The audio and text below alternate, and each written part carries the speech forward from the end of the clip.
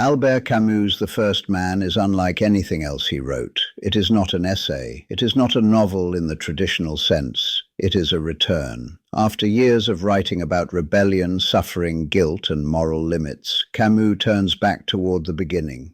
His own childhood in colonial Algeria, his silent mother, and the poverty that shaped him. This book is not philosophical argument. It is philosophical memory. Camus died in a car accident in 1960 before he could finish The First Man. What remains is a fragment, but a fragment that reveals more about his thought than any complete system ever could. In these pages, Camus is not trying to explain the world. He is trying to remember how he came to love it. The story centers on Jacques Cormery, Camus's fictional self.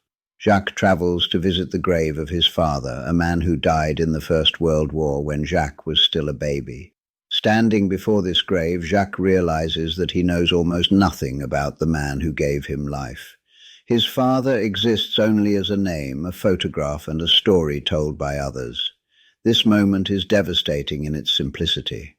Jacques is older than his father ever was. He has outlived the man who made him. The past collapses. History becomes personal. Camus believed that modern life had lost this sense of continuity. People spoke of nations, ideologies, and progress, but they forgot the fragile human beings who lived and died within them. The First Man is Camus's attempt to restore that connection. Jacques grows up in extreme poverty. His mother is illiterate and emotionally distant. She cannot offer him explanations, ambitions, or guidance. She offers only presence.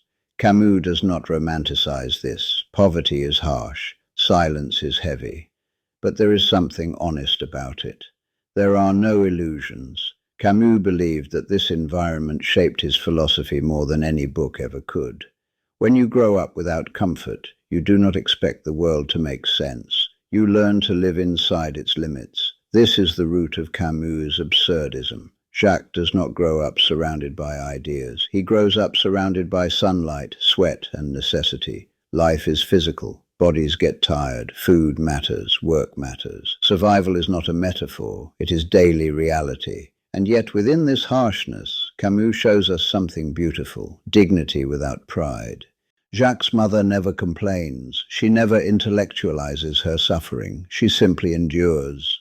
Her silence is not ignorance. It is a kind of stoic honesty. She does not pretend that life is fair. She does not demand that it be meaningful. She lives. This is Camus' deepest moral image. He had spent a lifetime arguing that dignity comes not from hope, but from endurance. Here, he shows where that belief came from. Jacques is saved from this poverty by education. A teacher recognizes his intelligence and helps him leave the working-class world for the world of books. This is a miracle and a wound. Jacques gains knowledge, but he loses belonging. He begins to feel shame about his origins. Camus believed that this shame was one of the great tragedies of modern life. People are taught to despise where they come from in order to become something else. The First Man is Camus's attempt to heal that wound. He returns not to nostalgia but to gratitude, to the smells, the light, the voices, the small details of a life that mattered. This book shows us something essential. Camus' philosophy was never abstract. It grew from a child who saw suffering and beauty side by side. Absurdism was not a theory, it was a memory. As Jacques grows older, the tension between his two worlds becomes sharper. On one side is the poverty of his childhood, the cramped apartment, the worn clothes, the silent meals. On the other is the world of school, language, and ideas, where success is measured by words and ambition rather than survival. Camus shows how education saves Jacques, but also fractures him. At school, Jacques learns to think, to imagine, to hope. His teacher opens doors that would have remained closed forever. Without this intervention, Jacques would have become another anonymous laborer, another body worn down by work and heat. Education gives him a future, but it also creates distance. Jacques begins to see that his mother, his relatives, and his neighbors live in a world that has no language for his new life. They cannot help him navigate books, exams, or careers. They cannot even understand what he is becoming. He loves them, but he is leaving them behind. Camus believed this was one of the most painful experiences a person can have, to be lifted out of poverty while remaining emotionally tied to it. You belong nowhere fully. You feel gratitude and guilt in equal measure. This divided loyalty becomes central to Camus' philosophy. He never trusted intellectuals who spoke in abstract terms about suffering. He had lived it. He had known hunger, humiliation, and the quiet heroism of survival. This is why Camus distrusted grand theories. He knew what they left out. Jacques' mother does not read. She does not discuss politics or morality. And yet her presence carries more moral weight than any ideology. She works, she endures, she gives what she can. Camus saw this as a form of wisdom. Modern philosophy often looks for meaning in systems. Camus found it in people. As Jacques moves further into the world of ideas, he begins to feel ashamed of his origins. He hides his poverty. He wants to fit in. This shame hurts Camus deeply. He saw it as a betrayal of the people who made him. The First Man is his attempt to undo that betrayal. By remembering his childhood in detail, Camus restores dignity to a world that modern society would call insignificant. The working poor, the silent mothers, the forgotten fathers, these are the foundations of everything.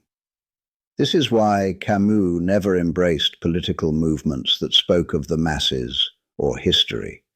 He knew that behind every abstract term was a real human being, with a real face and a real life.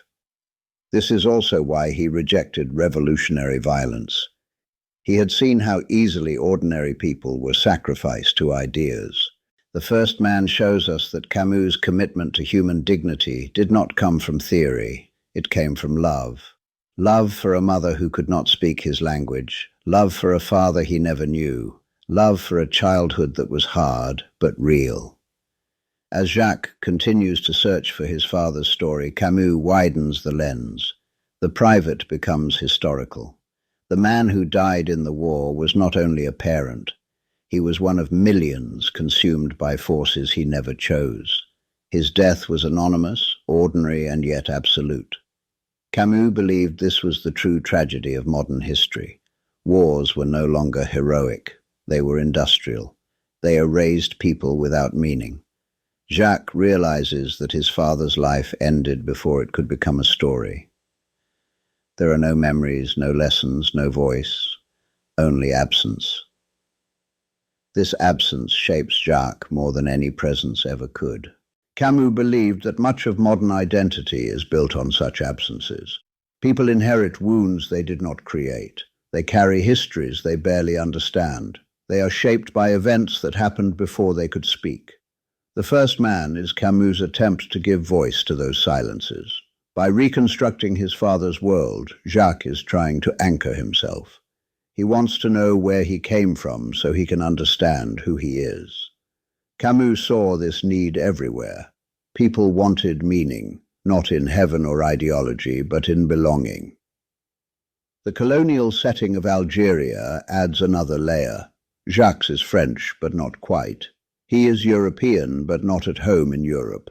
He belongs to a land that does not fully belong to him. Camus knew this tension intimately. He loved Algeria, but he also knew the injustice of colonial rule. The First Man does not solve this conflict. It shows how deeply it is lived. Camus believed that identity is never pure. It is layered, fractured, and incomplete. This is why he rejected movements that demanded absolute loyalty. No one belongs fully to one story. Jacques' search for his father is really a search for a place in the world. Not a position, not a role, but a sense of rootedness.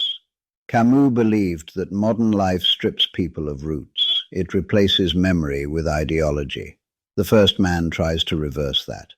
As Jacques' memories deepen, Camus begins to show something extraordinary, a philosophy that grows not from abstraction, but from affection. Home in the first man is not a place of comfort. It is a place of truth. It is where people are what they are, without pretension. Jacques' family does not speak about feelings. They do not analyze their lives, they live them. Camus believed that this simplicity carried a form of wisdom that intellectual culture had forgotten. He had spent years among writers, critics, and political theorists. He had seen how easily language could become a shield. In his childhood world, there were no such shields. There was hunger. There was work. There was love that could not be expressed in words. This love is the moral center of the book. Camus is not nostalgic. He knows how hard this life was, but he also knows that it was honest. No one pretended that suffering had meaning. They endured it because they had to. This endurance, Camus believed, was a form of dignity. The first man is where all of Camus's earlier ideas come together. Absurdism, revolt, limits, solidarity, they all begin here in a world where people survive without illusions. As Camus brings the first man toward its unfinished close, something remarkable happens. The anger, the rebellion, the philosophical struggle that defined his earlier work slowly gives way to tenderness. Not sentimentality, but tenderness, a recognition of how fragile human lives really are. Camus had spent decades writing about injustice, suffering, and the absurd. But here he writes about something more fundamental, gratitude.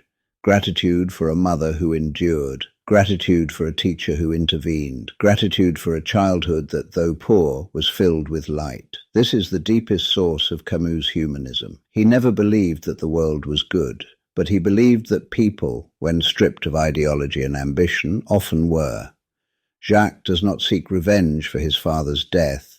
He does not demand justice from history. He simply wants to know him, to honor him, to remember him. Camus believed that this desire to remember is one of the purest forms of meaning available to human beings. Memory is a rebellion against erasure. The first man is Camus's quiet defiance against a world that forgets. By writing about the poor, the silent, and the ordinary, he restores their dignity. He refuses to let their lives disappear into statistics or political slogans. This is why Camus rejected revolutions that spoke in the name of the people. He had known real people. They did not want to be symbols. They wanted to live. In this sense, The First Man is Camus' most hopeful work, not because it promises a better future, but because it shows that even in a harsh world, human lives matter simply because they are lived. Albert Camus never finished The First Man. The manuscript was found in his briefcase after the car crash that killed him. But in a way, this unfinished quality feels right. The book is not about completion. It is about return, about turning back toward the fragile beginnings of a life and seeing them clearly. Camus had spent his career writing about rebellion, absurdity, and moral limits. Here, at the end, he writes about love. Not romantic love, not ideological love.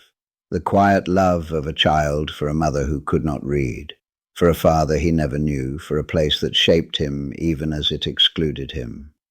This love is the true foundation of Camus's philosophy. He did not believe that the world had meaning, but he believed that people mattered. He did not believe that suffering could be justified, but he believed that it could be faced with dignity. The First Man reveals that Camus' revolt was never about tearing things down. It was about protecting something fragile, human life as it is actually lived. That is his legacy.